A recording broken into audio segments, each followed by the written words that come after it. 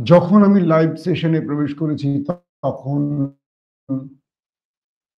রাজশাহী জাহাঙ্গীরনগর বিশ্ববিদ্যালয় রাকসুতে নির্বাচনের ফল ঘোষণা চলছে, যে কারণে আমি কিছুটা দেরি করে প্রবেশ করেছি। তবে কয়েকটি সূত্র ধরে আমার কাছে ঘন্টা ১-২ আগে যে ফলাফল এসেছে সে খবরটি আমি জানাবো, যদি লাইভ সম্প্রচারে আমার এই তথ্যের সাথে জাহাঙ্গীরনগর বিশ্ববিদ্যালয়ের ঘোষিত ফলাফলের কোনো পরিবর্তন আসে, আমি নেক্সট ভিডিওতে সেটা ক্লিয়ার করে দেব। যেহেতু সরাসরি এখন প্রচার হচ্ছে সেখান থেকে, কিন্তু পূর্বেই আমার কাছে সাংবাদিক সমিতির মাধ্যমে যে তালিকাটি এসছে, আমরা সাংবাদিকরা কিছুটা আগে ফলাফল পেয়ে যাই, পূর্ণাঙ্গ বা অফিসিয়াল না, পেয়ে যাই বিভিন্ন সূত্র ধরে, সেভাবেই আমি ফলাফলগুলো দিয়ে দেব। এবং আমি আজকে কিছু বিশ্লেষণ করব কেন হঠাৎ করে বাংলাদেশের অন্যতম দুটো বিশ্ববিদ্যালয় ডাকসু এবং জাকসুতে ভূমিধস বিজয় পেয়েছে শিবির। এর নেপথ্য কারণ কি, এই বিষয় নিয়ে বিশ্লেষণ করবো, যেটা খুবই গুরুত্বপূর্ণ। প্রিয় দর্শক, আশা করি আপনারা আমাদের সাথে সংযুক্ত হয়েছেন, দেখতে এবং শুনতে পাচ্ছেন। যদি কোনো প্রকার সমস্যা হয় অবশ্যই আমাকে জানাবেন। আমি নিজে জাহাঙ্গীরনগর বিশ্ববিদ্যালয় এই সংবাদ কভার করতে গিয়েছিলাম। আমি ছিলাম পুরো ২ দিন বলা যায়, নির্বাচনের দিন এবং পরের দিন বিকেল পর্যন্ত সেখানে অবস্থান করেছি। পুরো জাহাঙ্গীরনগর বিশ্ববিদ্যালয়ের নির্বাচনের খুঁটিনাটি অনেকগুলো বিষয় আমার চোখে দেখা বা আমার নিজের জানা।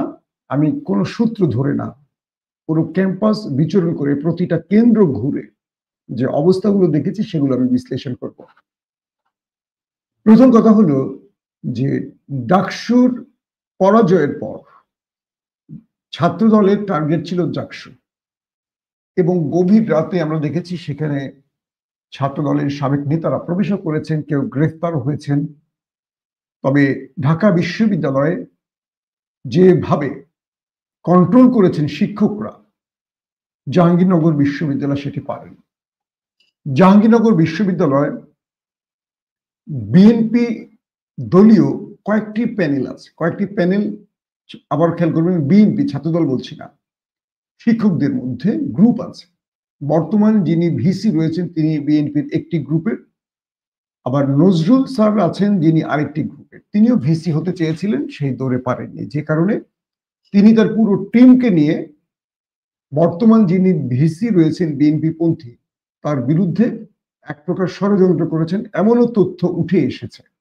জানি না এটার কি ব্যাখ্যা হবে, বাট আমরা ভেতর থেকে যে তথ্যগুলো পেয়েছি সেই তথ্যগুলো বলছি আপনাদের।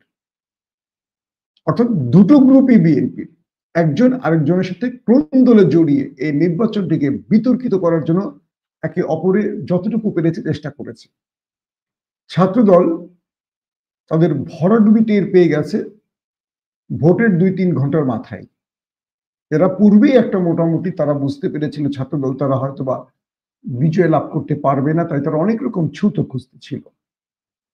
ধরেন কয়েকটি বিষয় বলি, যে প্রথমে যখন এই বিষয়টি এসছিল নির্বাচনের ফল গণনার ক্ষেত্রে কিভাবে করবে, তখন দেখা গেছে প্রতিটি ক্ষেত্রে ছাত্রদল নানান রকম অভিযোগ তুলেছিল। তো কিছু অভিযোগের মধ্যে ছিল একটি ওএমআর, অর্থাৎ ইলেকট্রনিক্স পদ্ধতিতে ভোট গণনা। ছাত্রদল অভিযোগ করেছে যারা ম্যানুয়াল পদ্ধতিতে হাতে গুনবেন। দেখেন দুটো বিষয় খেয়াল করেন, একটি হলো ভোট গণনা দেরি কেন, এই প্রশ্নটি করছে একটি পক্ষ, আবার সেই পক্ষই ইলেকট্রনিক্স পদ্ধতিতে বা মেশিনে ভোট গণনার বিরুদ্ধে তারা সোচ্চার ছিল, এবং তারাই বিশ্ববিদ্যালয় প্রশাসনকে বলেছেন একেবারে ম্যানুয়ালি গুনবেন, হাতে গুনবেন। ঢাকা বিশ্ববিদ্যালয় কিন্তু মেশিনে ভোট গুনেছে, হাতে ম্যানুয়াল না, কিন্তু জাহাঙ্গীরনগরে হাতে গোনা হয়েছে। তো দেখা গেছে এই ক্ষেত্রে এই গুনতে গিয়ে অনেকগুলো পদ হলের রয়েছে, কেন্দ্র মানে জাকসুর যেটা কেন্দ্র সেটা রয়েছে, এই ভোটগুলোর গুনতে গিয়ে অনেক ঝামেলা হয়েছে। আবার বিএনপির দুটো শিক্ষক গ্রুপ একে অপরকে অসহযোগিতা করা, এবং একজন চেয়েছে আরেকটি পক্ষকে ব্যর্থ করতে, যে কারণে ভিতরে অনেক রকম হসপস হয়ে গেছে। কখনো দেখা গেছে বিএনপি পন্থী স্যার নজরুল স্যার তিনি একটি হলের প্রক্টর চলে গেছেন আরেকটি হলে, সেখানে গিয়ে ভোট বন্ধ করে দিয়েছেন। এই যে নানান রকম বিতর্কিত বিষয়গুলো একটি দলের দুটো গ্রুপ করে পুরো নির্বাচনটিকে তারা কি বলবো যে এক প্রকার টেনশনে এক প্রকার মানে সমালোচিত করে ফেলেছে, মানুষের কাছে এই বিজয়টাকেও তারা কলঙ্কিত করার চেষ্টা করেছে। এটা একদম স্পষ্ট হয়ে গেছে, কারণ আমরা বিশ্ববিদ্যালয়ের ভেতরে ছিলাম। বারবারই আমাদেরকে অনেকে ফোন করেছেন, ভাই অনেক অভিযোগ পাচ্ছি। আসলে ডাকসুতে যেমন অভিযোগ করেছিল, কিন্তু কোনো অভিযোগের সত্যতাকে প্রমাণ করতে পারেনি। শত শত ক্যামেরা সাংবাদিকের মাঝে এবং প্রতিটা ভোট গণনা, ভোট দেয়া একদম সিসি ক্যামেরার মাধ্যমে, এবং সেইটা বড় প্রজেক্টরের মাধ্যমে সবাইকে দেখার ব্যবস্থা করা, যেখানে একটা কি বলবো ছোট সুই বা পিন মাটিতে পড়লেও ক্যামেরা দেখা যাচ্ছে, সেখানে কোনো দুর্নীতি বা কোনো কারচুপির সুযোগ ছিল না, সেটিকেও বিতর্কিত করতে চেয়েছিল যারা হেরে গেছে। কিন্তু আমরা তো সাংবাদিকরা ছিলাম, নিরপেক্ষভাবে বলছি। তো জাহাঙ্গীরনগরে যারা নির্বাচন বয়কট করেছেন, তারা চেষ্টা করেছিলেন যে নির্বাচনটাকে যে কোনো ভাবে বন্ধ করা যায় কিনা। তো এই চেষ্টা তাদের শেষ পর্যন্ত ব্যর্থ হয়, কারণ বাকি যারা রয়েছেন, একমাত্র ছাত্রদল ছাড়া, ছাত্রদল সঙ্গে বোধহয় আর একটা দুটো আছে, বাকি সবই নির্বাচনের পক্ষে ছিলেন, যে কারণে প্রশাসন বন্ধ করতে পারেনি। অনেক রকম কাহিনী হচ্ছে সেখানে, আমরা নিজ চোখে দেখেছি। আমরা আপনাদেরকে যেটা দেখেছি সেটাই বলছি। বিশ্ববিদ্যালয় একটা সময় শিবির নামে রাজনীতি নিষিদ্ধ ছিল। 1994 সালে একটি ছোট্ট ছেলে বলবো, যিনি ভর্তি হতে এসেছিলেন জাহাঙ্গীরনগর বিশ্ববিদ্যালয়। 1994-তে বিএনপি ক্ষমতা ছিল।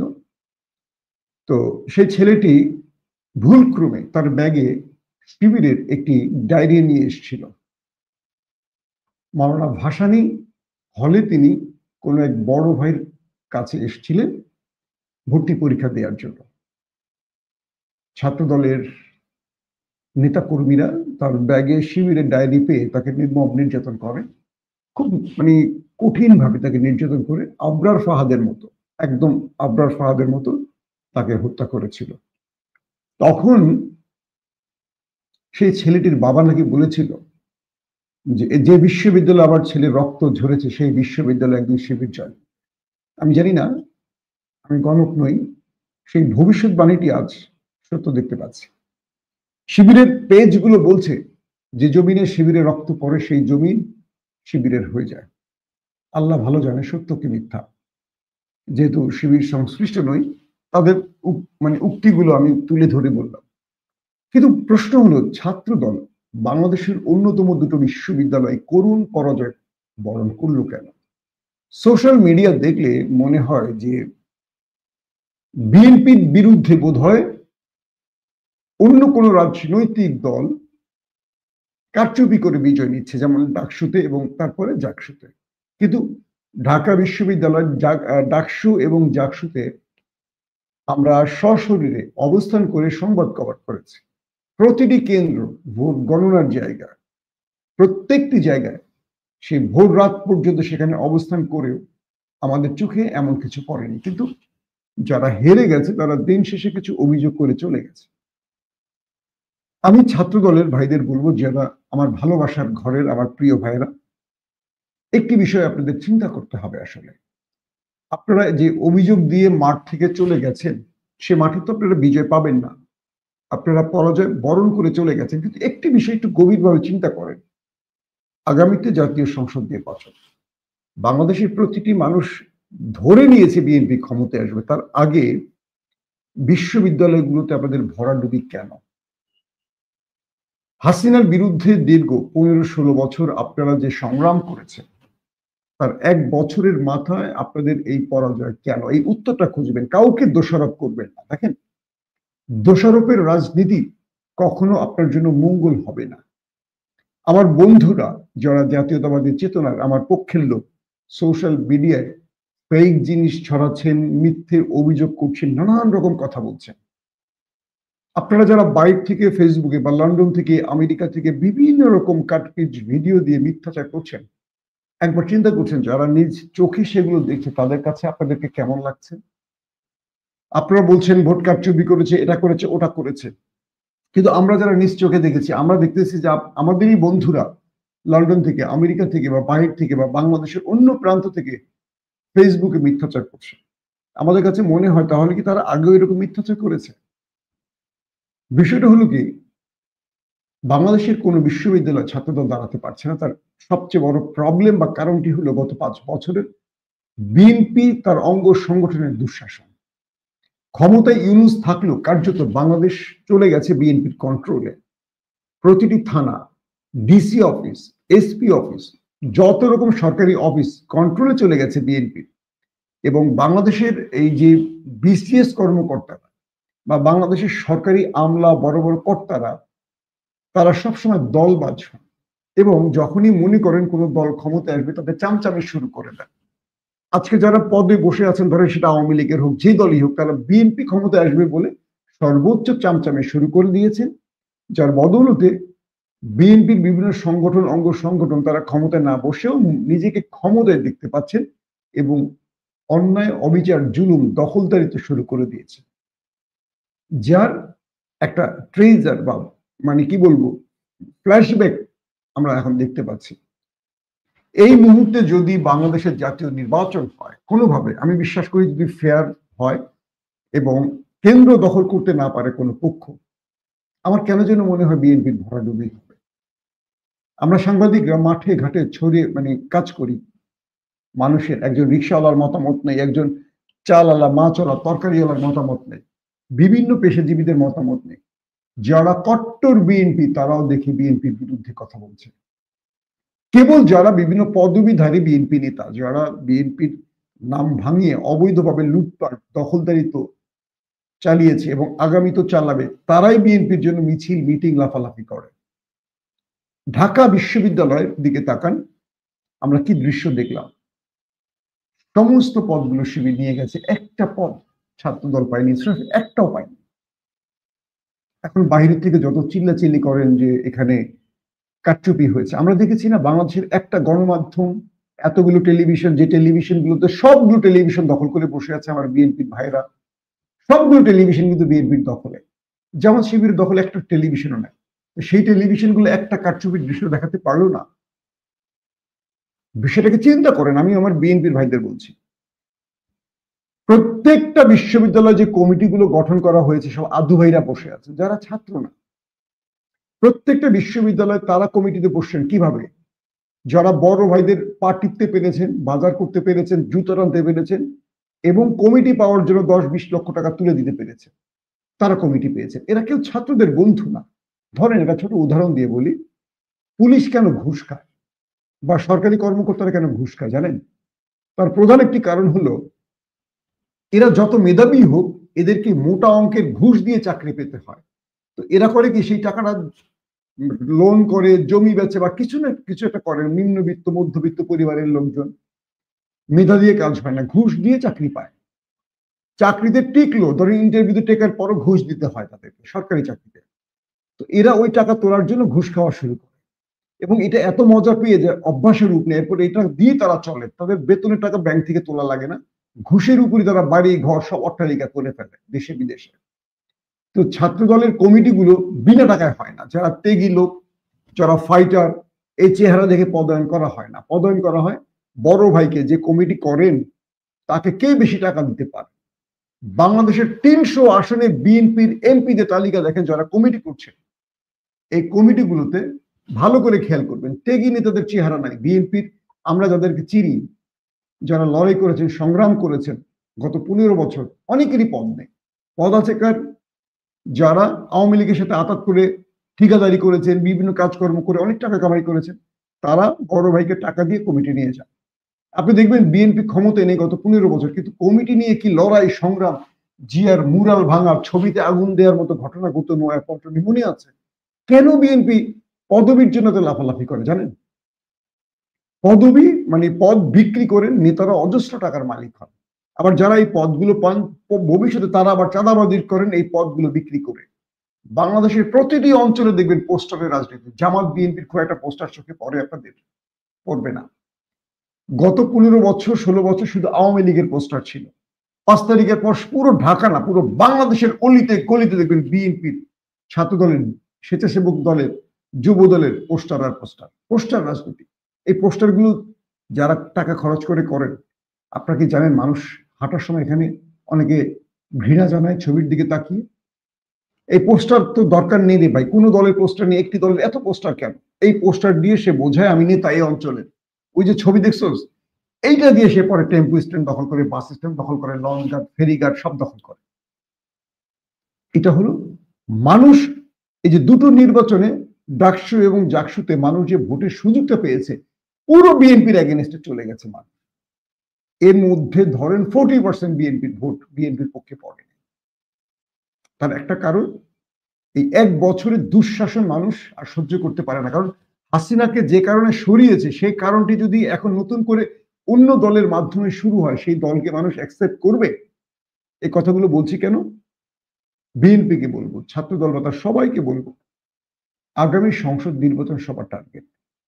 যদি ধরে নেন আপনারা কেন্দ্র দখল করে বিজয় নেবেন, আমার মনে হয় সম্ভব না। আপনারা একটা বিশ্ববিদ্যালয় দখল নিতে পারেন নাই, কেন্দ্র দখল নেবেন কি করে?